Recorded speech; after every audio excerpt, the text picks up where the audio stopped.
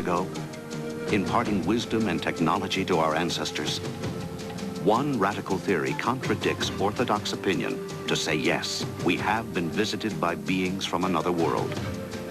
30 years ago, Erich von Däniken challenged science with his controversial book and ideas. Now he's back with new clues that he contends point to a close encounter long ago.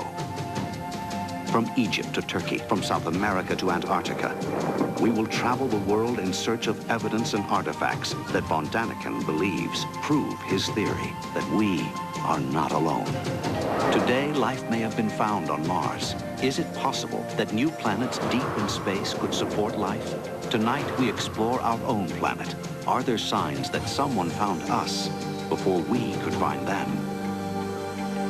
Now, Chariots of the Gods, the mysteries continue.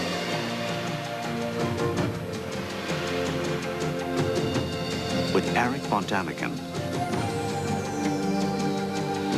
Hosted by Richard Karn.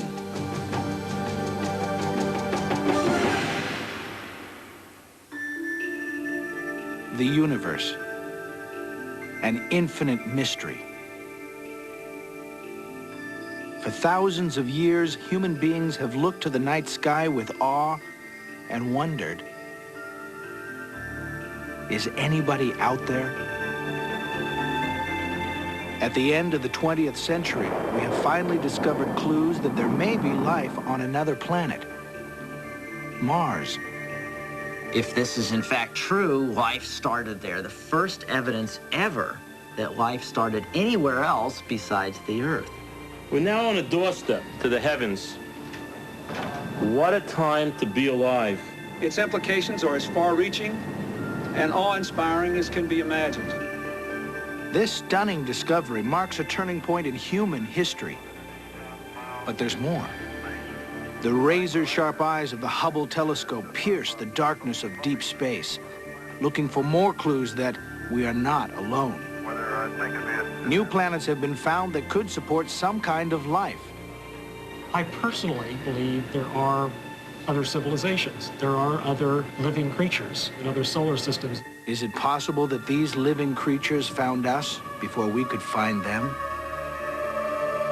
Challenging long-held scholarly opinion, Erich von Däniken believes there's controversial new evidence that could prove extraterrestrials may have come down to Earth long ago. Welcome to Chariots of the Gods. The mysteries continue. I'm Richard Karn. For the next hour, we're going to explore two profoundly important questions. Are we alone in the universe? And if not, have we ever been visited by beings from another planet? Don't answer yet. We're just beginning our journey of discovery. Teotihuacan, Mexico. Almost 8 square miles of pyramids and platforms. Experts believe construction started around 100 BC. When the Aztecs arrived 1,000 years later, they were awed by the massive ruins and dubbed Teotihuacan the City of the Gods. This is where Eric and I begin our journey.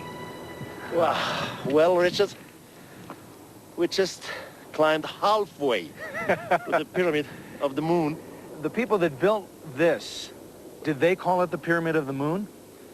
We are not certain about this, but in the 16th century, there was a monk with the name of Bernardino de Sahagún, and he asked the locals about this place, Teotihuacan. They told him that this was the Pyramid of the Moon, and over there, we have the Pyramid of the Sun.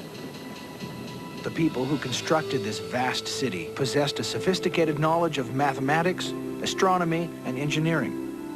Erich von Däniken believes the builders of Teotihuacan might have been taught the secrets of our solar system by teachers from above. This here is called La Avenida de los Muertos, the Avenue of the Dead. This represents a model of our solar system. For every planet, there is a construction, a building. There are 9 planets in our solar system, all orbiting around the sun. Mercury is nearest to the sun. Pluto is the furthest. At Teotihuacan, each one of the planets is represented by a building, ruin, or marker. Eric von Daniken believes it is a remarkably accurate scale model of our solar system. On the hill behind the Pyramid of the Moon are the ruins of temples which could represent the last planets discovered in our solar system, Neptune and Pluto.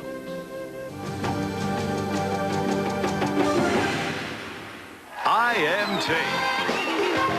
Are moving this way, and then on the other side of this pyramid, there is some representation of Pluto. Absolutely correct. Now, There is- Pluto was discovered in this century. So here we have the mystery. How could they know about Pluto? I would suggest they must have had teachers from heaven, teachers from the sky. Does that mean a priest that is interpreting his gods, or? I really mean from heaven. That means being from outer space. Let's call them extraterrestrials. And I would not suggest this if we would have only this example or these indications, but we have them all over the world, as I will show you.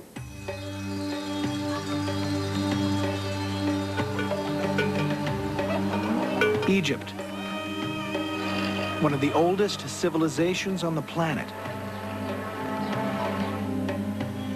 Rising from the mist of ancient history are the most famous monuments on Earth, and among the least understood. Dominating the Giza Plateau is the Great Pyramid. Who built this incredible edifice?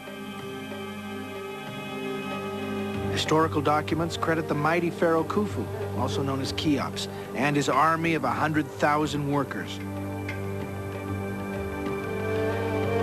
But von Daniken believes an important new discovery may support his controversial theory of the pyramid's construction. He believes the real builder was Enoch of the Ethiopian apocalyptic writings.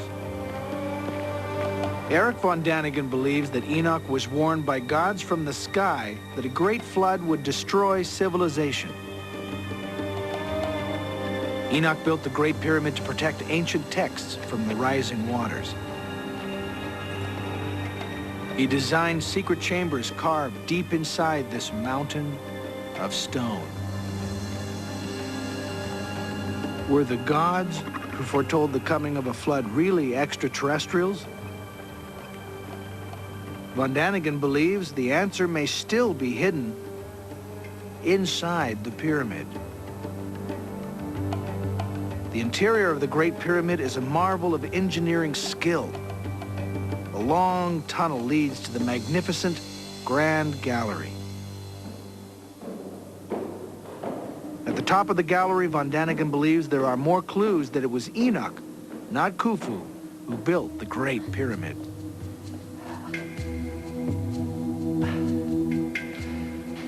This is the so-called King's Chamber.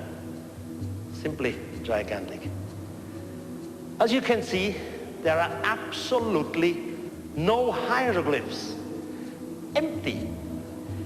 If Khufu was a tyrant, then the wall should be full of inscription praising himself or his gods.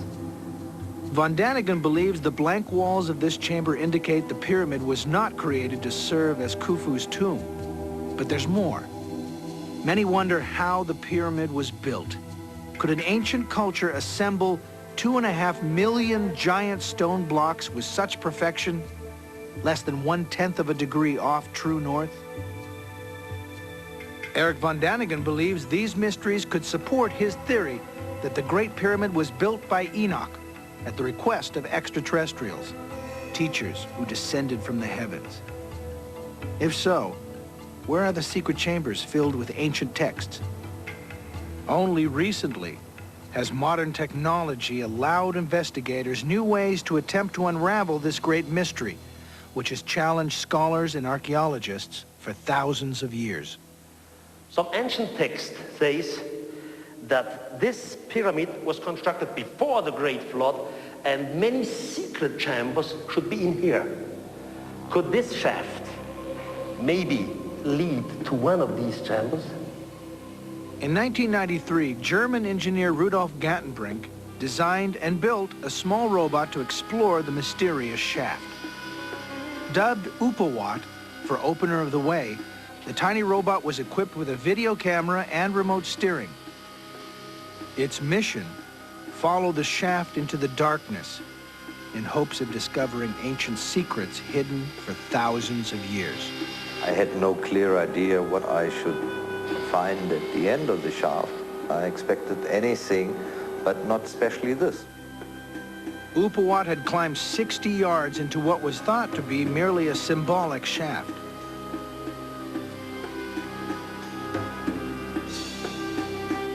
But when the little robot's journey ended at a stone door with 2 corroding copper fittings, Eric von Daniken believes the legend of Enoch may be one step closer to becoming fact. What we see in the camera from the robot is just the backside of the stone. Gottenbrink believes the stone might have been lowered into place by means of a rope. The copper fittings would have prevented its removal.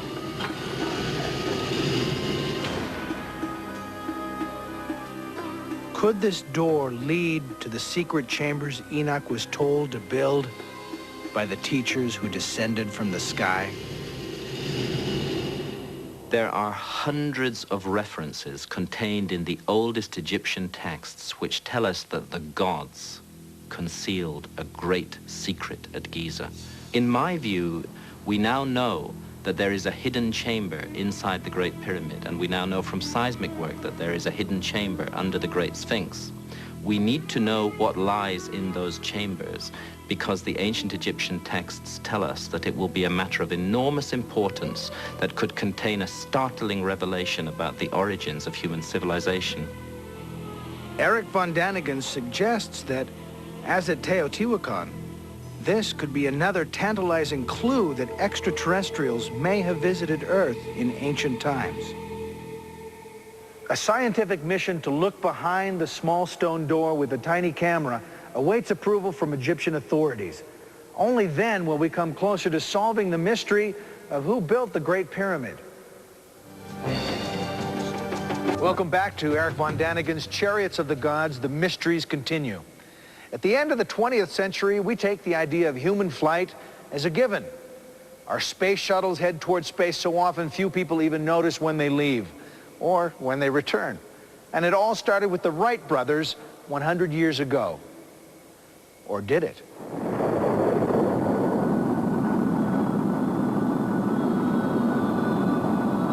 The dream of flying has fueled our imagination for thousands of years. At the end of the 20th century, we're not only able to fly around the Earth, we're able to explore other planets and other solar systems. Is it possible that other intelligent beings shared our dream of exploration and visited the Earth in their own space vehicles? These illustrations were drawn from descriptions in the Hindu text of ancient India, dated to the 4th century BC. They describe what some scholars believe are giant vimanas, or flying machines. In Yugoslavia, images like these were found on a medieval fresco dated to around the 15th century. Are these the products of an artist's imagination, or are these the recordings of actual beings in flight? The oldest scriptures of mankind, the ancient Egyptian pyramid texts, the Vedic texts of India, and many other ancient texts from all around the world make intriguing references to what sounds like flight. Technological flight, not visionary, imaginary journeys in the sky, but journeys in machines. Our search for clues about the flying machines of the ancient world takes us to southern Mexico. The ancient city of Palenque is one of the most magnificent of the Mayan culture, which flourished all across Central America for almost 600 years. This is the burial pyramid of Tikal, ruler of the Mayan world around 600 AD. Here we find what Eric von Daniken believes are signs that the Mayans may have encountered visitors from the sky. Tikal's ornate sarcophagus is rendered in exquisite detail. The lid is a beautifully carved image of the dead king. Eric von Daniken believes this relief might show Tikal in some kind of spaceship. Look closely. Pikal is seated in the reclined position like an astronaut in a space capsule.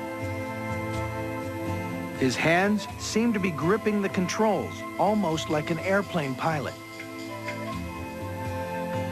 His nose appears to be attached to a breathing apparatus. The design behind the seat could be a representation of flames like those from a rocket ship.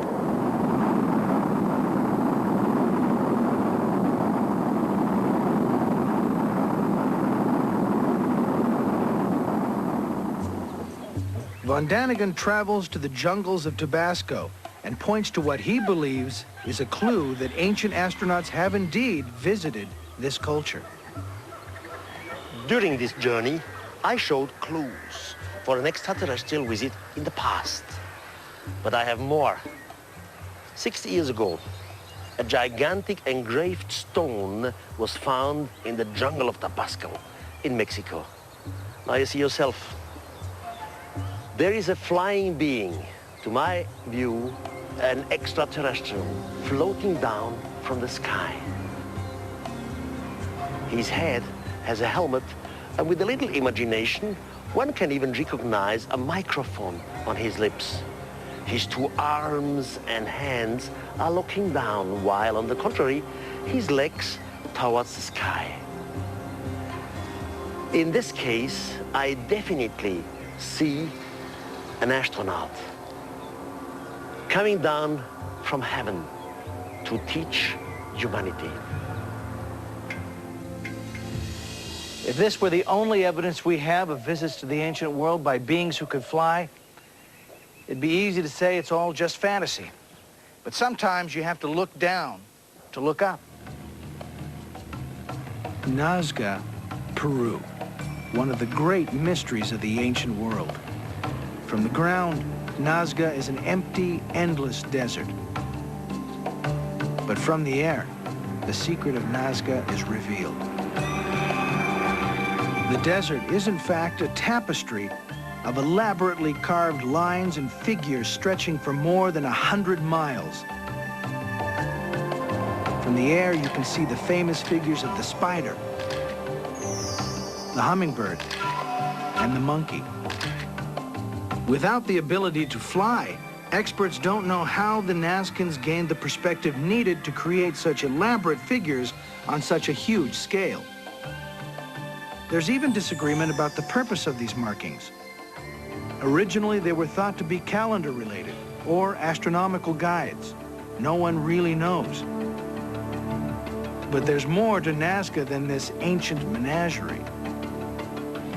The real mystery in Nazca are lines, gigantic lines, looking like airstrips, and small lines, long, kilometers long. One of these lines extends 15 miles to the horizon. A giant mountaintop has been sheared off, leveled, and scraped clean to create an impressive runway-like avenue. The question is, why? Did the ancient Nazcans need runways for some kind of flying machines? This is an amazing mystery. Orthodox history has it that the ancients could not fly, that they did not have the technology to fly. If the ancients did have the technology to fly, then the whole basis of our history is completely up the creek. So if the Nazcans couldn't fly, what is the purpose of all these runway-like creations? Eric von Daniken thinks he has an answer. His theory? Spaceships landed and left marks on the desert floor. When they returned into the sky, the natives wanted them to come back. Generation after generation, they recreated these lines in tribal ritual, even though the initial visit may have fallen into their past.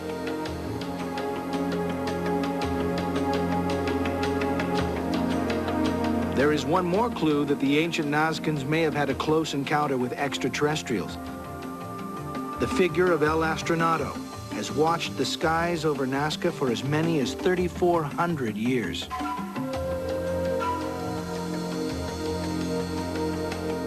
Could this strange-looking image be a greeting from a primitive but friendly society to airborne visitors?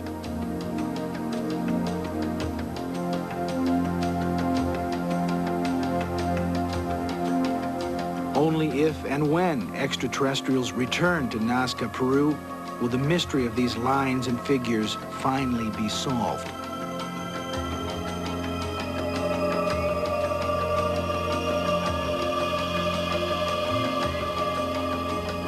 If some kind of flying machine or Vimana did visit the Earth in ancient times, one can imagine the terror some people may have felt in their presence.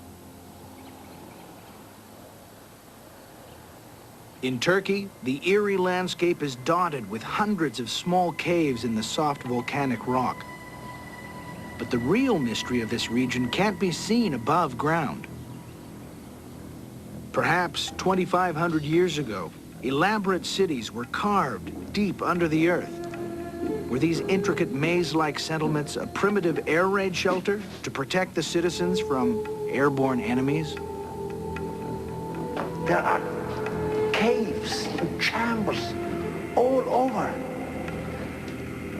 One of these cities descends 130 feet underground through as many as 18 stories. This is just one of nearly 200 subterranean cities in the region. Perhaps 30,000 people once lived in them. A tunnel 5 miles long linked two cities together. Experts say the underground cities have been used for many different purposes over the last 2,500 years. Eric von Daniken wonders, why did generation after generation seek refuge beneath the earth? If fleeing an invading army or religious persecution, frightened citizens could have hid in the mountains above ground. Why did people burrow a labyrinth of subterranean chambers underground? What was the true purpose of these cities? These people were hiding out, afraid of some enemy. But all this doesn't make sense. Any enemy could simply come in here, or they were sitting in a trap. It must have been an airborne enemy. An enemy. In England, to hundreds of other sites throughout Europe, Asia, and the Americas. There are ancient structures made from giant stones called megaliths. One of the most impressive megalithic sites in the world is in the Brittany region of France near the town of Carnac. Eric von Daniken has spent years investigating this silent stone monument to our mysterious past. He believes these stones could not have been moved and arranged by primitive man without the help from teachers from above. At least 7,000 years ago, our ancestors created thousands and thousands of stones, and they arranged them in lines, straight lines for miles and miles. They loom like giant soldiers marching in formation to the sea. These are the megaliths of Carnac in France.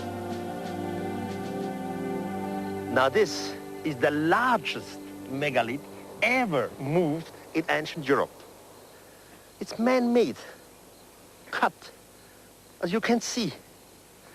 Once the whole piece was over 60 feet, and its weight was 350 tons. If these giant stones were moved and arranged 7,000 years ago, they would be among the oldest creations on the planet. But were they created by human beings? At that time in human history, our ancestors were still hunter-gatherers, struggling daily for survival. Their tools were primitive, and the wheel had not yet been invented. How were these thousands of stones transported, and what was their purpose? Until today, archaeology has no answer for this mystery. Well, since we have computer technology, and since we know how to fly, we might have an answer. Eric von Daniken reveals his theory that based on aerial reconnaissance, the builders of these alignments had a sophisticated understanding of geometry, triangulation, and the Pythagorean theorem. But these stones were arranged 4,000 years or more before the Greeks supposedly invented geometry. Eric von Daniken wonders who taught the megalithic builders their math lessons. He believes extraterrestrials came to Earth and encoded a message in the stones of Karnak. What is this message? Could these megaliths point to a place in the heavens where the builders live? We just don't know. Yet. Well, what do you mean, yet? We know for sure that there is geometry. We have the pattern, we have Pythagorean triangles, but we don't know the message behind it. Maybe we have to wait until the extraterrestrials come back. Well, you think they're going to come back? They promised to come back. You know, what's 3,000 years in human history? Compared to outer space, it's nothing. They promised to come back, they will return. At the bottom of the world, in a land frozen in a perpetual ice age, von Daniken believes there's more startling evidence that beings from another world left their mark on the ancients.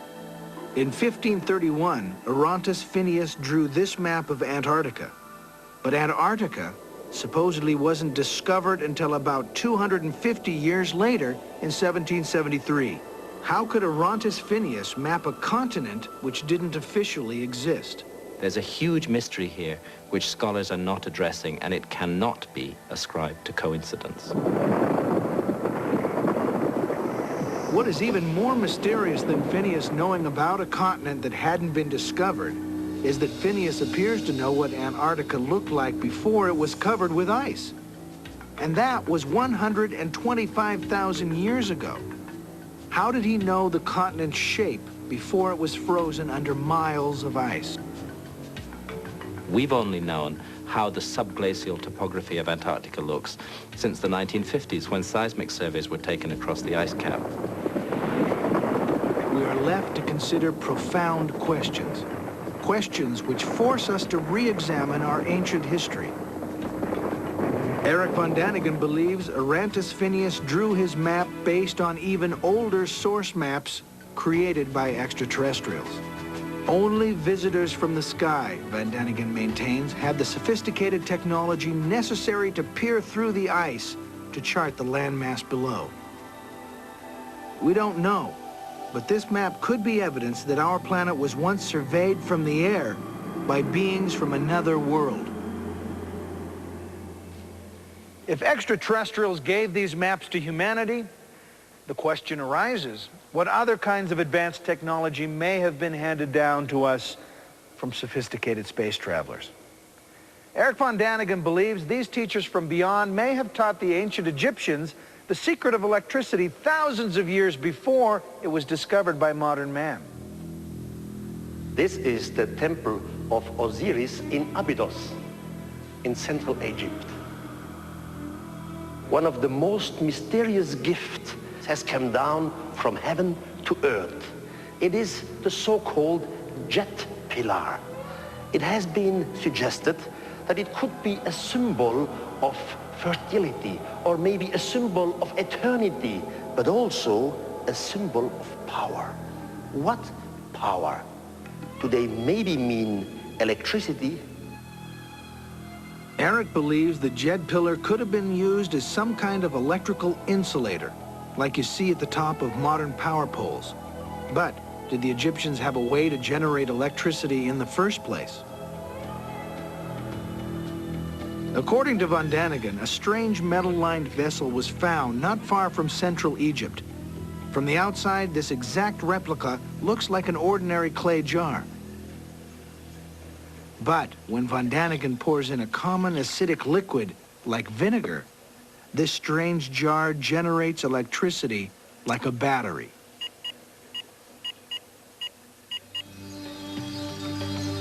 Now von Daniken searches for the ways that the ancient Egyptians might have used this electricity. In the basement of the Temple of Dendera in southern Egypt, his investigation uncovers a possible answer. In this basement, there were different crypts, and in one of these crypts, we have fantastic reliefs on the wall. Look closely. Von Daniken sees something that may look like a cord which leads to a socket. Attached to the socket might be some kind of filament, and on the outside is a transparent bubble. Could this be an image of an ancient Egyptian light bulb? Von Daniken and his associates decided to test this hypothesis in the laboratory. We made a model of this electric bulb exactly in the same measurement. Would it work? Would it function?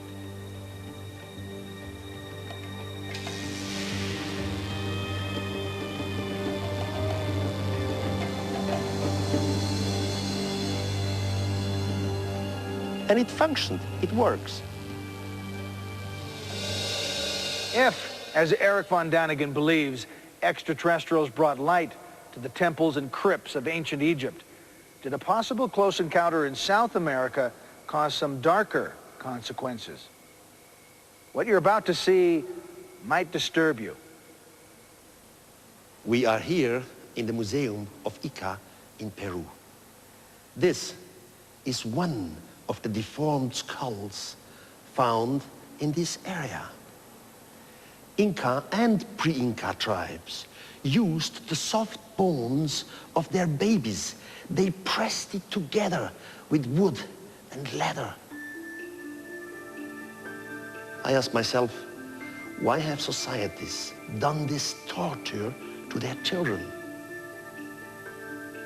I think they adored someone. They copied someone. They wanted to be similar, like some of their teachers from above.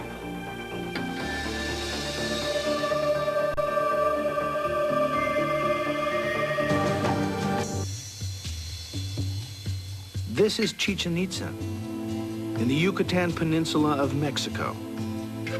Dating back 1,000 years, Chichen Itza was an important civic center to the Mayan culture that flourished in the tropical lowlands of Mexico.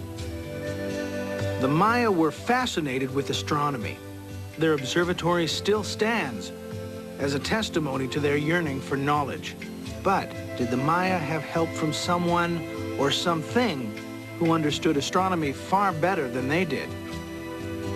To examine this question, we explore the centerpiece of Chichen Itza, a one-of-a-kind building that tells the story of its own creation like no other structure in the world.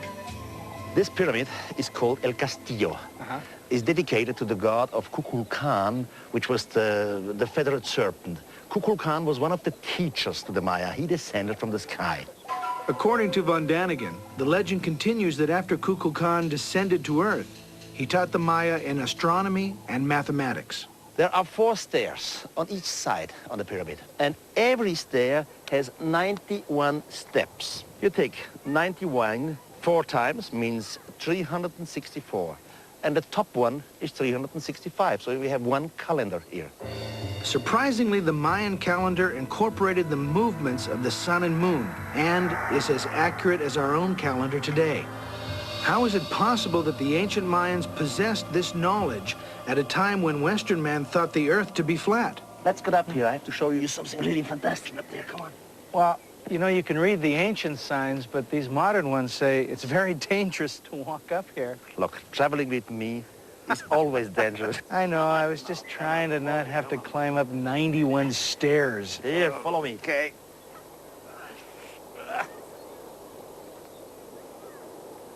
It really is beautiful. Every year, on 21st of March, a chain of light and shadow descends the stairway. Not on the whole stairway, just on the corner where god Kukulkan is chiseled into stone.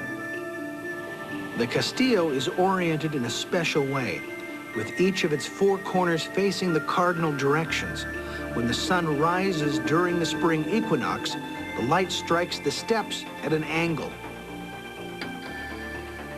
The spectacle this phenomenon creates draws thousands of people every year. On September 21st, the fall equinox, the shadow serpent rises again into the sky. Did they know that this light miracle was going to happen? Because of their astronomical knowledge, it was a question of calculation. But I mean, it was a question of calculation that couldn't be off a fraction of an inch. I mean, if you're going to build this huge thing, you can't be wrong. You can't just move it. No, So they knew this before they were building it. Yes, absolutely. God Kukulkan, he taught them in astronomy, in mathematics. They show how he descended the stairs from heaven to mankind, how he left mankind again with the promise to return. Are you telling us that the god Kukulkan was an extraterrestrial? Yes, Kukulkan was an extraterrestrial.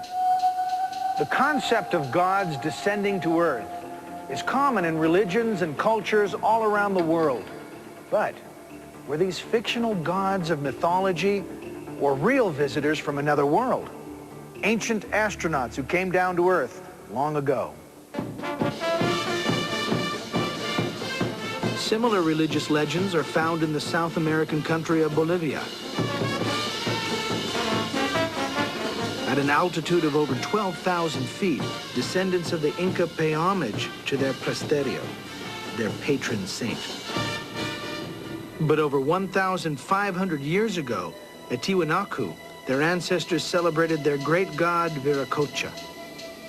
Eric von Daniken believes Viracocha came down from the sky, bringing to his people knowledge of astronomy, mathematics, and agriculture. According to archaeologists, Tiwanaku was built in 500 AD, but others claim that it was built almost 15,000 years before that. At that time, no culture in the world could have constructed it. The mystery is, who built Tiwanaku? Von Daniken believes the answer may lie a few hundred yards away in the ruins of Pumapunku.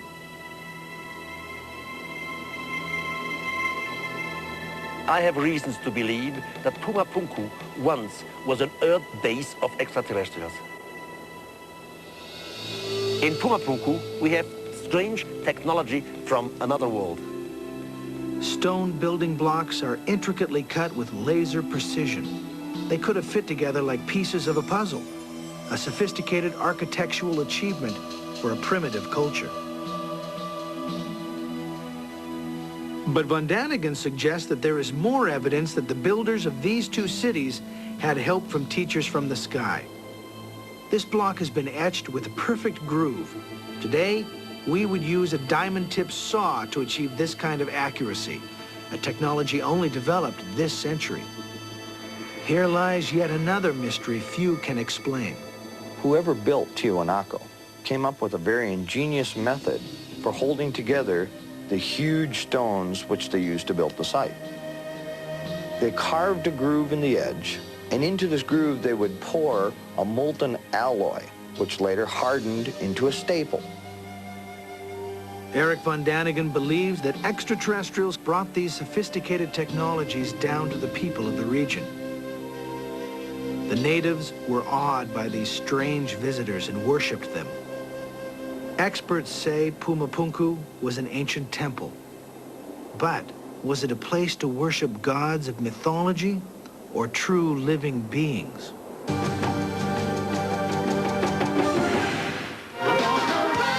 Television variety the way it should be. Performed live and spontaneous. Coming up next, IMT. As you can see, the market has dropped, leaving our company short of funds. What this means, of course, is that as a company, we are going to have to tighten our... If you want a biscuit snack that tastes great and is lower in fat, don't worry. Don't worry. Construction like a church. We say this is a temple, and in here, a spiritual being, the God in spirit, lives in this temple. My idea is that Viracocha, but not only Viracocha, other so-called gods on other places in our world were extraterrestrials, and they were misunderstood as gods by our primitive ancestors.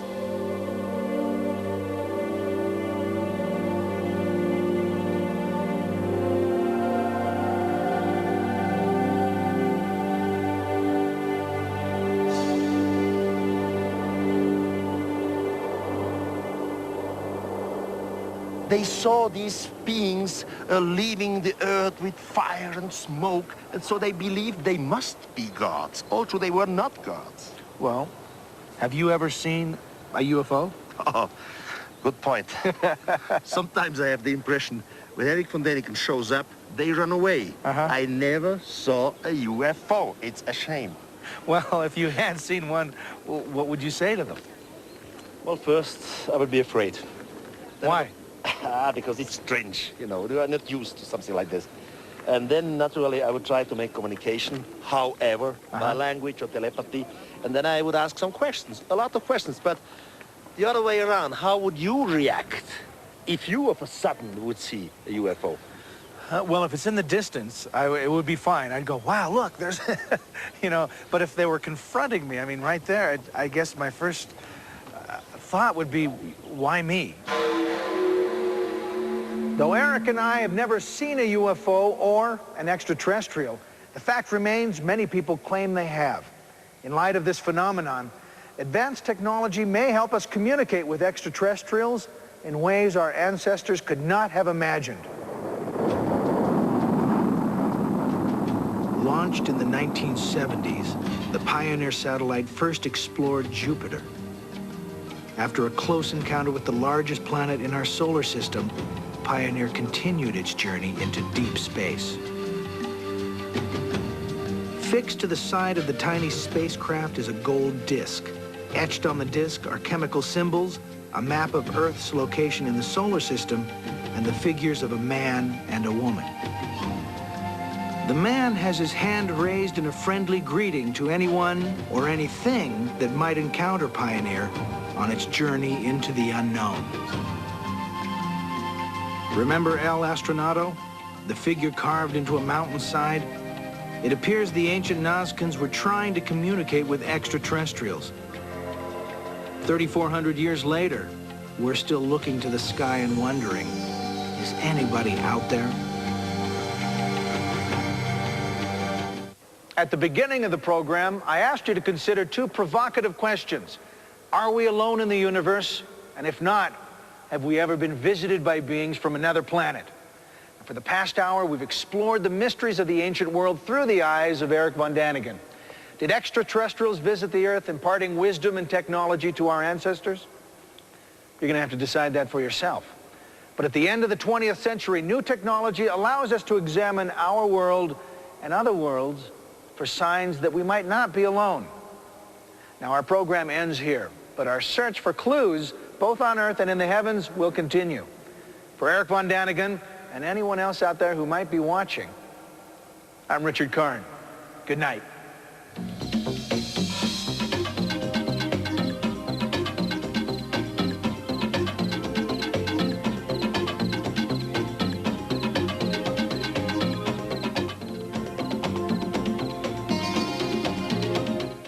Thursday, New Zealand's eerie volcanic valley. The tour that comes with a dolphin guarantee. Experience the world's most exotic city. Score some surfing tips from a world champ, plus chocoholic heaven. Getaway on Channel 9.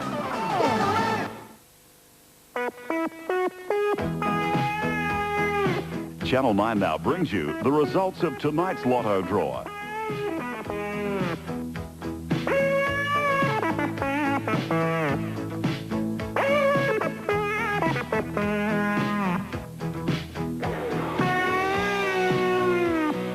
For further details of lotteries and lotto results, call 1-900-989-104. Thursday, join Mike Munro. So this is what you do now. For another showbiz surprise. Welcome back to Hollywood. This is Your Life, Thursday, 8:30 on Channel 9.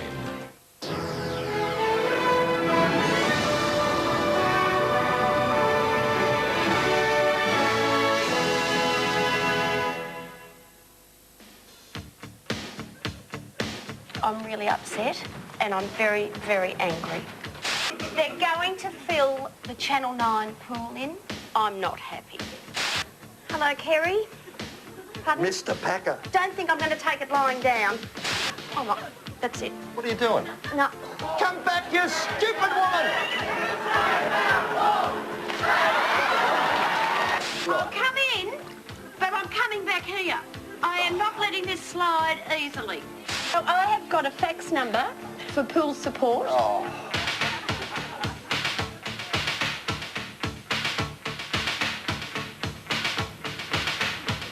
Here's another one. This is unbelievable. There's thousands of these things. Where's Denise? I'll have to show her. Denise! Have you seen Denise? Yeah, she's still in the pool. Oh, good. But Frank... Hey, Denise, the Save Our Pool campaign's really working. Look at all these faxes we've got. That lot of good, that'll do me now.